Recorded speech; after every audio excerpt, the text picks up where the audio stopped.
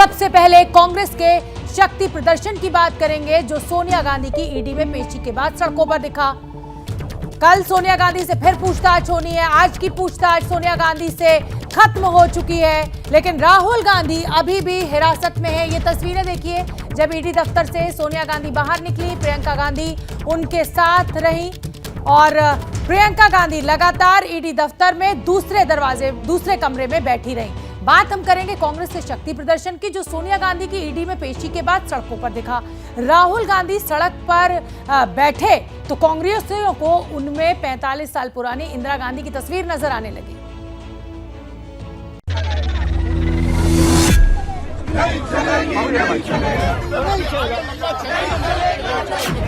राहुल गांधी ने रोड पर धरना दिया तो कांग्रेस ने इस तस्वीर की तुलना इंदिरा गांधी की तस्वीर से कर दी, ये कहते हुए कि इतिहास दोहरा रहा है। इस तस्वीर को कांग्रेस ने अपने आधिकारिक ट्विटर हैंडल से ट्वीट किया और लिखा, जंजीर बढ़ाकर साध मुझे, हाँ हाँ दुर्योधन बांध मुझे, बांधने मुझे तो आया है, जंजीर बड़ी क्या लाया है, इतिहास दोहरा रहा है। इंदिरा गांधी की यह तस्वीर 45 साल पहले साल 1977 की है। 1977 में आम चुनाव के नतीजे आने के बाद कांग्रेस की हार हुई थी। खुद इंदिरा गांधी रायबरेली से चुनाव हारी थी। तब चुनाव में धांधली का आरोप लगाकर इंदिरा गांधी घर के लॉन में धरने पर बैठी थी। ये तस्वीर उसी दौरान मशहूर फोटोग्राफर रघु राय ने खींची थी। आज राहुल की तुलना कांग्रेस इंदिरा गांधी से इसलिए कर रही है क्योंकि ईडी सोनिया गांधी से पूछताछ कर रही है, जिसके विरोध में प्रदर्शन कर रहे राहुल गांधी को पुलिस ने हिरासत में ले लिया। राहुल कांग्रेस के सांसदों के साथ राष्ट्रपति भवन की ओर जा रहे थे। जिस वक्त पुलिस ने राहुल गांधी को विजय चौक के पास हिरासत में लिया, वहां एबीपी न्यूज के रिपोर्टर अंकित गुप्ता मौजूद थे। यहाँ पर अब जो बस खड़ी हुई है, चर्चा ये हो रही है कि पुलिस की इस बस में उनको ले जाया जाएगा, लेकिन सबके बीच में देखिए राहुल गांधी खड़े हो गए और अब उनको यहाँ से हटाने की तैयारी शुरू हो गई है। राहुल गांधी को अब हटाया जा रहा है। आखिरकार करीबन 45 मिनट तक प्रदर्शन करने के बाद में हिरासत में लिया गया है। हिंदुस्तान की स्थिति है, पुलिस स्टेट है, ये तो सच्चाई है। मोदी जी राजा है, पुलिस स्टेट है। सांसद अगर राष्ट्रपति से नहीं मिल सकते तो क्या होगा, ये आप मुझे बताइए। काफी दूर रखा गया प्रोटेस्ट मार्च के दौरान। असल में आज सोनिया गांधी से दूसरी बार ईडी ने हेराल्ड केस में पूछताछ की है। राहुल गांधी समेत तमाम कांग्रेसी कार्यकर्ता और नेता सड़कों पर उतर आए। दिल्ली समेत देश के अलग अलग इलाकों में केंद्र सरकार और जांच एजेंसी ईडी के खिलाफ प्रदर्शन किया गया। राहुल गांधी को हिरासत में लेकर दिल्ली पुलिस किंग्सवे कैंप ले गई। दिल्ली पुलिस के मुताबिक करीब 50% सांसदों को हिरासत में लिया गया है और उन्हें किंग्सवे कैंप ले जाया गया। सोनिया गांधी के समर्थन में प्रदर्शन करने वाले कांग्रेसियों की इंदौर में पिटाई हुई है। प्रदर्शनकारियों ने ईडी ऑफिस का नाम बीजेपी ऑफिस लिख दिया था। ईडी ऑफिस पर कालिख पोती थी और इसी को लेकर पुलिस का गुस्सा उतरा इन कांग्रेसी कार्यकर्ताओं पर। गाली गलौज की आवाज, जिसको हमने म्यूट किया।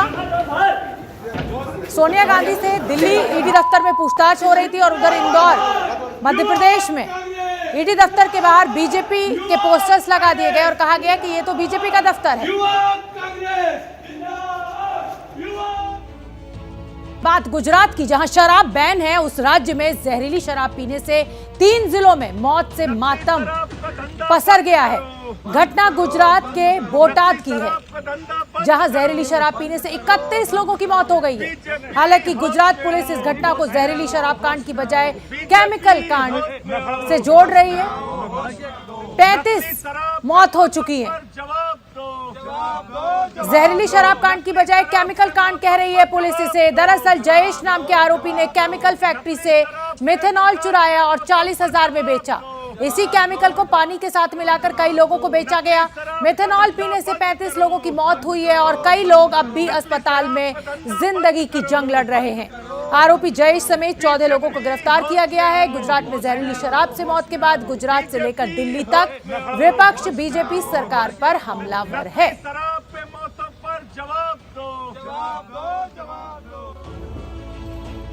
मध्य प्रदेश के 2 अलग अलग शहरों से आ रही तस्वीर वहां की कानून व्यवस्था को न सिर्फ चुनौती दे रही है, बल्कि साफ साफ बता रही है कि हमारा समाज कहां जा रहा है। इंदौर में एक सिरफिरे ने सरेआम चाकू की नोक पर लड़की को डराया, धमकाया और वार करने की कोशिश की। मामला एक तरफा प्यार का कहा जा रहा है।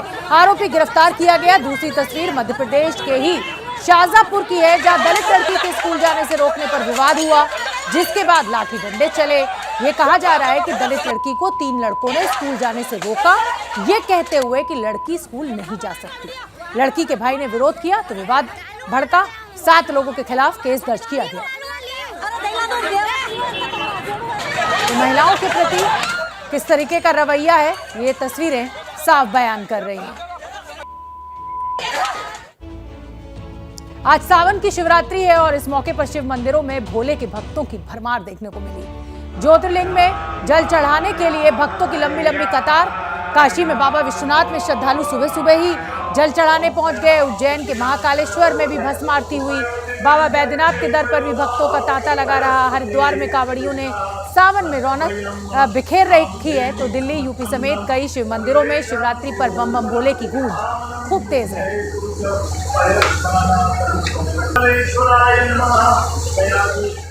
पैसा, पावर और हीरोइन। कोलकाता में गिरफ्तार मंत्री पार्थ चैटर्जी और अर्पिता मुखर्जी का कनेक्शन यही कहता है। बंगाल के शिक्षा भर्ती घोटाले में गिरफ्तार दोनों आरोपियों से ईडी की पूछताछ चल रही है, जिसमें कई चौंकाने वाले खुलासे हुए हैं। और इस रिपोर्ट में जानिए कि कैसे दोनों आरोपी एक साथ आए और कैसे हुआ ये पूरा घोटाला।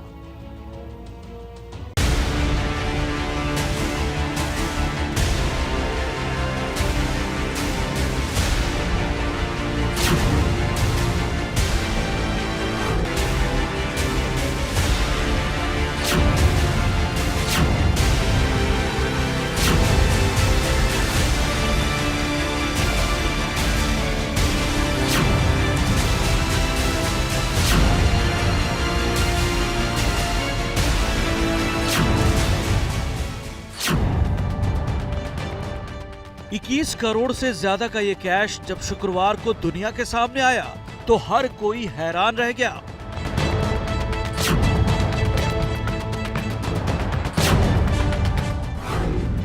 कैश जिस अर्पिता मुखर्जी नाम की महिला के घर से मिला, वो बंगाली फिल्मों में काम कर चुकी हैं। लेकिन अर्पिता की पहचान इतने भर की नहीं थी।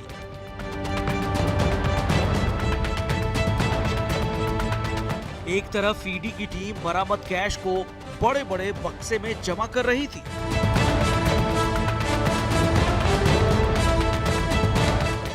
तो दूसरी ओर पावर, पैसा और ब्यूटी के कॉकटेल का कनेक्शन सामने आ रहा था।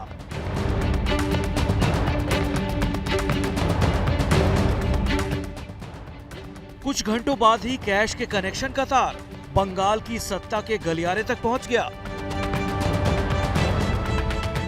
और सवालों के घेरे में ममता बनर्जी की सरकार आ गई। बाद में ईडी ने ममता के करीबी मंत्री और राज्य के ताकतवर नेताओं में से एक पार्थ चैटर्जी को गिरफ्तार कर लिया।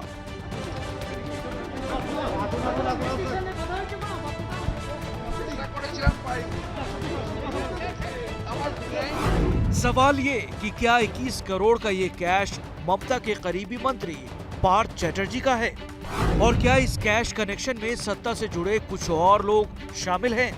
ईडी की टीम इन्हीं सवालों का जवाब तलाशने में जुटी है।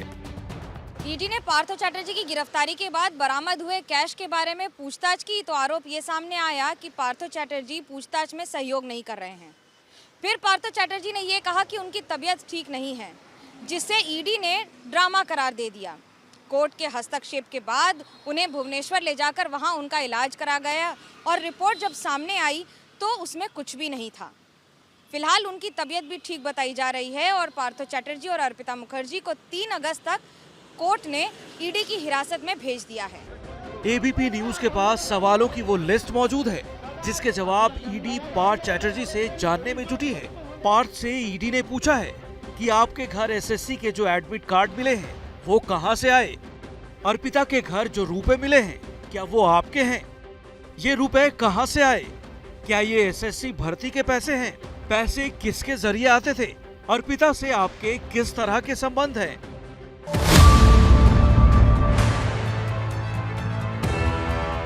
एबीपी न्यूज को मिली जानकारी के मुताबिक ईडी ने अर्पिता मुखर्जी के घर से 2 डायरी बरामद की है। पहली डायरी काले रंग की है, जिसमें 40 पन्ने बताए जा रहे हैं। शक है कि इस डायरी में लेन देन का काला चिट्ठा हो सकता है। दूसरी काली डायरी 11 पन्नों की है, जो पॉकेट डायरी है। इसमें भर्ती घोटाले से जुड़ी जानकारी होने का शक है। ईडी की टीम अपनी पूछताछ में डायरी के बारे में जानकारी चाहती है। शक है कि डायरियों में कुछ और रसूखदार लोगों का नाम मिल सकता है। अब जरा घोटाले और घोटाला करने के आरोपियों का पूरा चेन समझिए। इस पूरे घोटाले में अब तक 2 मुख्य किरदार सामने आए हैं। पहला किरदार पार्थ चैटर्जी हैं, जो राज्य में अभी उद्योग मंत्री हैं और पहले राज्य के शिक्षा मंत्री रह चुके हैं। जिस वक्त का ये घोटाला है, उस वक्त पार्थ शिक्षा मंत्री ही थे। केस का दूसरा किरदार अर्पिता मुखर्जी है, जो पेशे से कलाकार हैं, लेकिन पार्थ चैटर्जी की काफी करीबी हैं। कई सामाजिक और राजनीतिक कार्यक्रमों में दोनों साथ दिखते रहे हैं।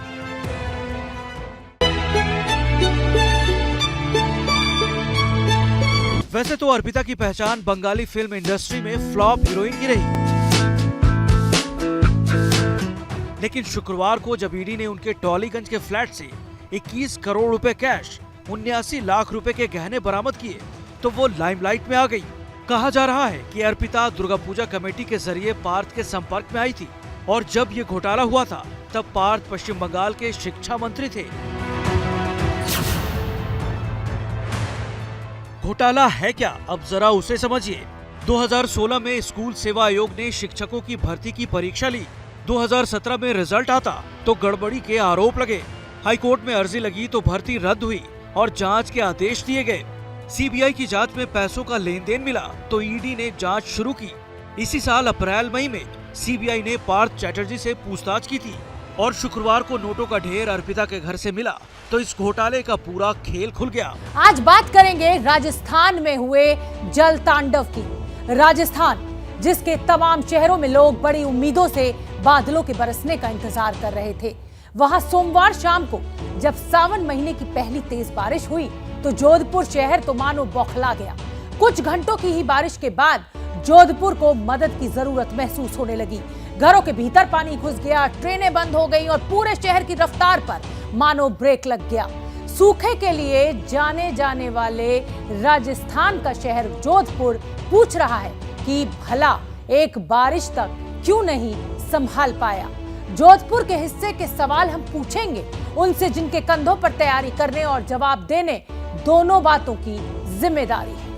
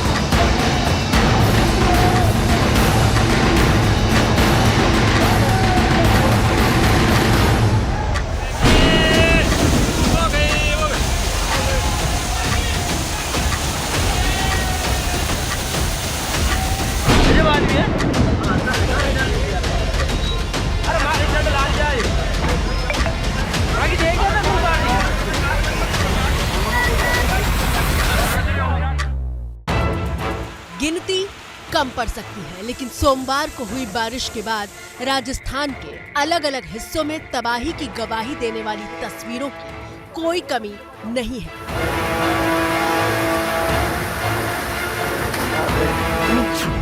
बारिश हुई तो जोधपुर से लेकर अजमेर तक आफत आ गई।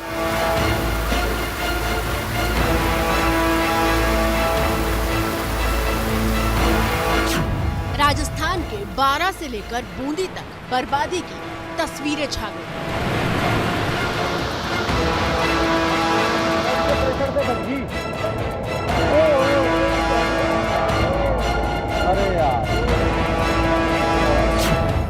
लेकिन सवाल ये है कि राजस्थान के ये शहर इन तस्वीरों को क्यों स्वीकार करे? जोधपुर और अजमेर की जनता क्यों ना पूछे शहर के कर्ता धर्ता से सवाल कि क्यों हुआ हमारा ये हाल?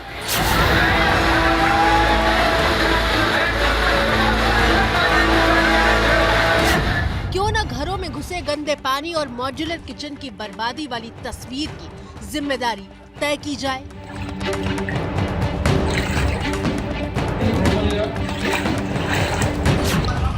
याद रखिए, जिम्मेदारी तय नहीं होगी, सवाल पूछे नहीं जाएंगे तो जिस राजस्थान में जल संकट की विभीषिका होती है, उसी राज्य में जोधपुर जैसे बड़े राज्यों का डूबना नई परंपरा का हिस्सा बन जाएगा। जोधपुर में सोमवार की बारिश के बाद क्या हुआ है, पहले वो देख लीजिए, उसके बाद आपको शहर के तालाब बन जाने की असली वजह भी बताएंगे। तो ये है जोधपुर में जल तांडव की गवाही देने वाली वो पहली तस्वीर जो सोमवार को ही व्हाट्सएप के जरिए देश के कोने कोने तक पहुंच गई थी।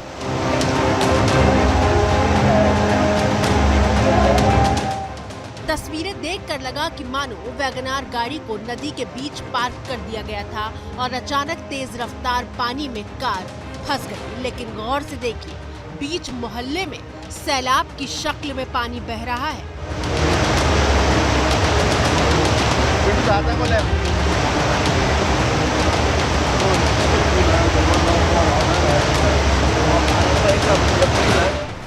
दो मिनट 43 सेकंड के इस वीडियो में पहले तो करीब 850 किलो वजन वाली वैगनार टिकी रहती है, लेकिन 1 मिनट 16 सेकंड बाद वैगनार का वजन पानी के बहाव के आगे घुटने टेक देता है और वो किसी प्लास्टिक के खिलौने की तरह बह निकलती है।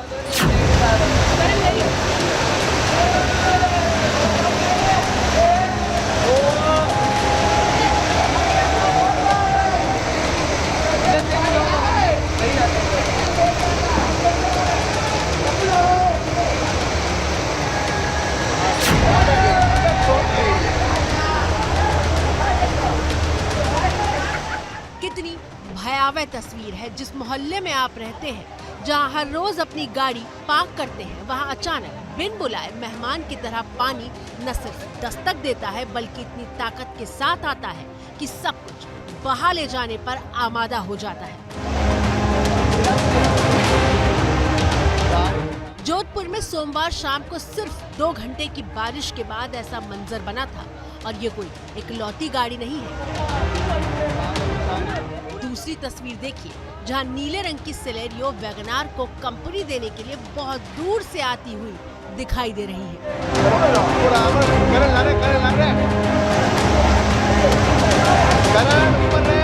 सिलेरियो की रफ्तार देखकर लगता है कि मानो गाड़ी बैक गियर में पीछे की तरफ लाई जा रही हो, लेकिन बीच मोहल्ले में पानी का उफान ऐसा है कि गाड़ी कागज की नाव की तरह बही जा रही है।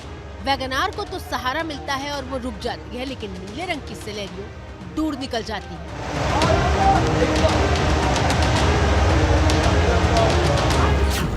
जब कार का ये हाल है तो भला ऑटो रिक्शा खुद को बहने से कैसे रोक पाते?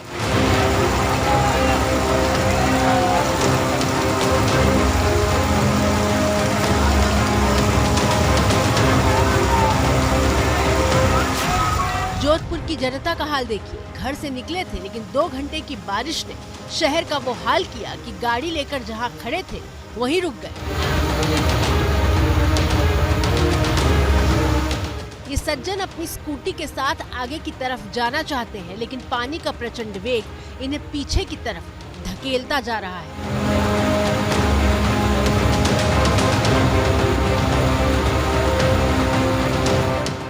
पानी का फोर्स ऐसा था कि स्कूटी सवार बहने लगा, जिसके बाद वहां मौजूद कुछ लोगों ने उसकी मदद की। कल्पना कीजिए कैसा होता होगा वो मंजर जिस सड़क से होते हुए आप 2 घंटे पहले कुछ सामान खरीदने निकले हों, लेकिन 2 घंटे की बारिश के बाद वही रास्ता आपको बहा कर ले जाने पर उतारू हो जाए।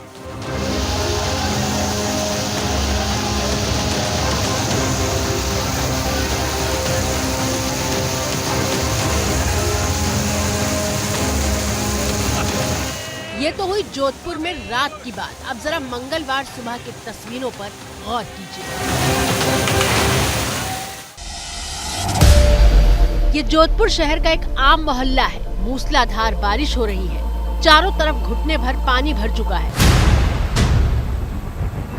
इस पानी के बीच एक शख्स सड़क के बिल्कुल बीचों बीच दिखाई दे रहा है।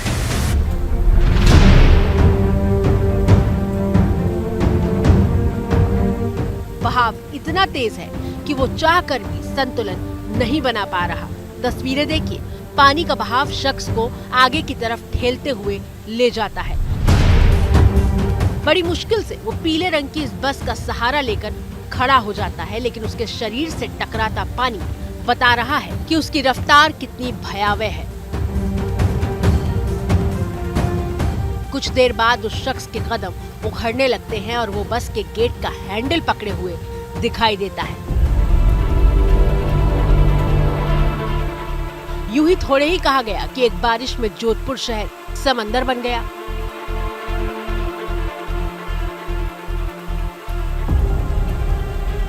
शहर समंदर की शक्ल न ले लेता तो भला घरों के बाहर खड़ी ये गाड़ियां कश्तियों की तरह तैरती हुई क्यों दिखाई देने लगती।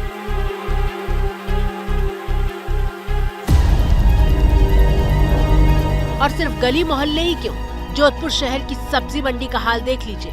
मंगलवार सुबह यहाँ सब्जी मंडी लगाई गई थी, लेकिन बारिश ने कुछ देर बाद यहाँ का मंजर बदल कर रख दिया और दुकानदार अपनी सब्जियों को बचाने की जद्दोजहद करते हुए दिखाई दिए।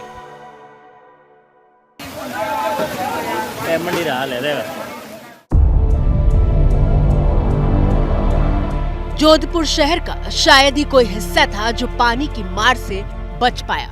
शानदार घर है, घर के अंदर सफेद चमचमाते संगमरमर के पत्थर दिखाई दे रहे हैं, लेकिन बाहर बारिश और नाले के गंदे पानी का साम्राज्य है। अब आइए असली सवाल पर कि एक दिन की बारिश में जोधपुर से जल तांडव की ऐसी तस्वीरें क्यों आई? क्या ऐसी आफत जोधपुर ने पहली बार देखी है? क्या जोधपुर के प्रशासन ने पहले से कोई तैयारी नहीं की थी? अब आंकड़ों के जरिए हकीकत समझिए।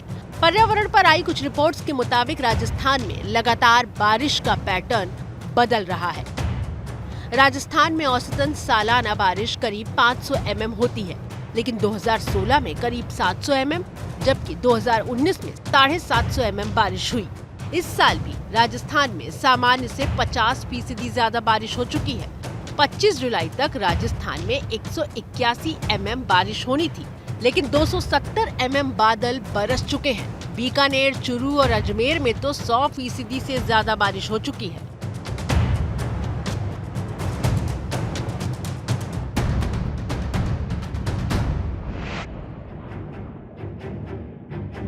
यानी राजस्थान में बारिश ने जो किया वो कोई सरप्राइज नहीं है कि पिछले कई साल से हो रहा है और लगातार खतरनाक होता जा रहा है। जो लोग जोधपुर में डूबे वो भी इसी बात की गवाही दे रहे हैं। इनको पता है कि पिछली बार भी सेम सिचुएशन हुई थी, तो इनको पहले मैनेजमेंट सिचुएशन सही करनी चाहिए थी। जब इतनी बारिश कल रात से हो रही तो इनको पहले से मेजरमेंट ले लेने चाहिए थे कि हाँ ऐसी कंडीशन हो सकती है। कोई आने को तो उन्होंने इतने सारे ट्वीट किए, ट्वीट ही कर सकते हैं, हम क्या कर सकते हैं। और यहाँ पे कॉल्स उठाते नहीं है ये लोग। पहले भी प्रशासन को काफी दफे बता चुके हैं इस बारे में। पहले भी हमारी कॉलोनी जलमग्न हुई थी, इस समय में अशोक गहलोत खुद यहाँ आके देख के गए थे कि मैं इसका निकास करवाऊंगा। जब खुद की सरकार आई तो अब तक कुछ कार्रवाई हुई नहीं है। देख लीजिए, सत्ता हासिल करने से पहले राजस्थान के मुख्यमंत्री ने लोगों को इससे निजात दिलाने का वादा किया था, लेकिन सीएम बनने के बाद जनता से किया वादा वो भूल गए।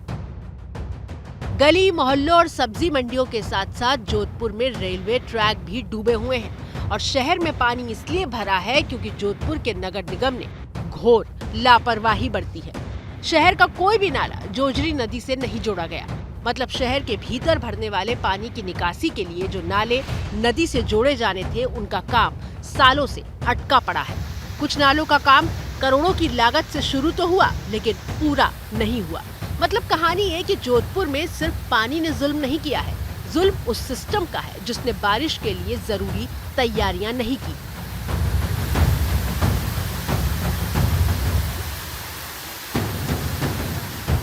डूबे हुए जोधपुर की हालत पर राजस्थान के मुख्यमंत्री अशोक गहलोत ने ट्वीट करते हुए लिखा, सोमवार से ही जिला कलेक्टर से स्थिति को लेकर संपर्क में हूँ।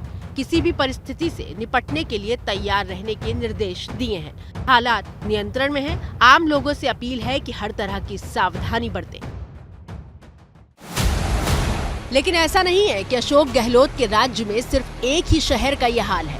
जोधपुर से 250 किलोमीटर दूर भीलवाड़ा की तस्वीरें देखिए। मकान हो, दुकान हो या फिर अस्पताल, कोई हिस्सा नहीं जो भीलवाड़ा में हुई बारिश में डूब न गया हो।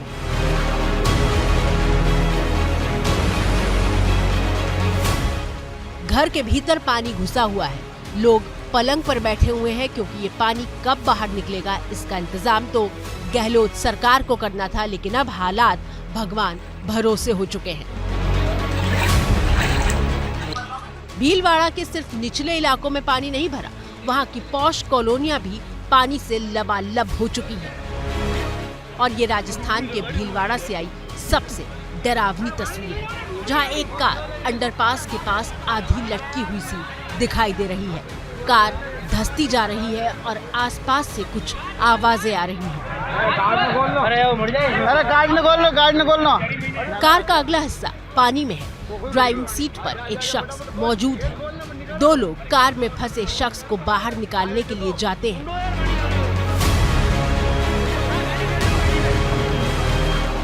लेकिन कार धीरे धीरे और भी ज्यादा गहरे पानी में जाती हुई दिख रही है।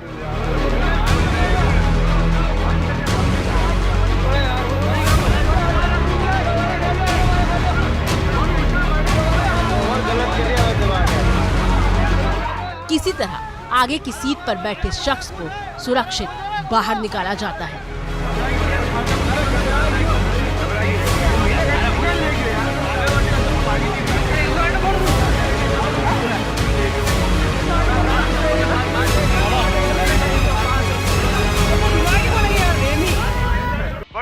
ये हैं शर्मा जी, जो रात का खाना और देश दुनिया की सुर्खियां दोनों लेते हैं सुमित अवस्थी के साथ। अब ये हैं इनके पड़ोसी बनर्जी साहब। मिष्टी दोई खाते खाते पूरा बंगाल जान लेते हैं सुमन दे के साथ। इनकी तरह आप भी देखें अपने फेवरेट न्यूज एंकर को एक ही ऐप पर और डाउनलोड कीजिए एबीपी लाइव ऐप अपने स्मार्ट टीवी पर।